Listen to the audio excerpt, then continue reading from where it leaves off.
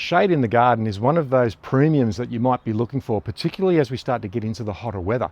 Now, these plants that I'm standing in amongst here are all really good foliage plants that will work well in both relatively heavy shade, but also dappled light. Now, this area that we've got here has a really good canopy cover, but we've got some beautiful understory plantings such as the cycad and the bird's nest fern.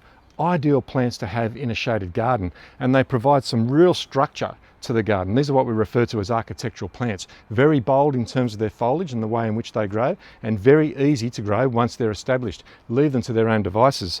Lower down though, we have other plants in here that work really brilliantly in shaded areas. This little fellow here is the lantern rose, or the hellebore. Ideal as a ground cover plant for really shady areas, and alongside that, this one is a bit of a tidy up. It's been suffering a bit over winter with the cold. This is Tenanthe. It's often grown as an indoor plant, but indoor plants are relatively outdoor plants you bring inside to die. But this one works really, really well in a shaded area.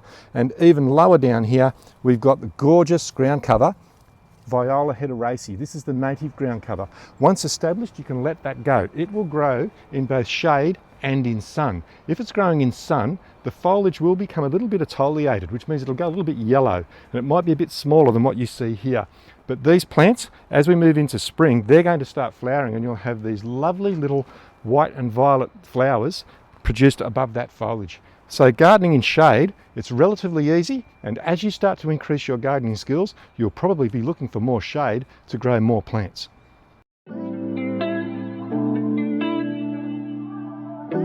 Shade-loving plants don't just have to be all about the foliage. You can get flowering shade-loving plants such as these camellias here.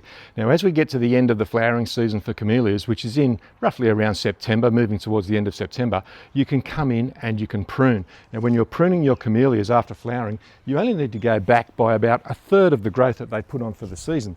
So in terms of this particular one here, I've got some really good strong growth there. So I look at the growth, I have roughly about 30 centimetres of growth. So I'm going to come back to that stem there, and I'm simply just pruning off this type of material. Now you can see on here there's a number of issues. We've got some russeting down the centre line there of the midrib of the camellia. And looking on the back, nothing else there. This is a sign of sun-scorched.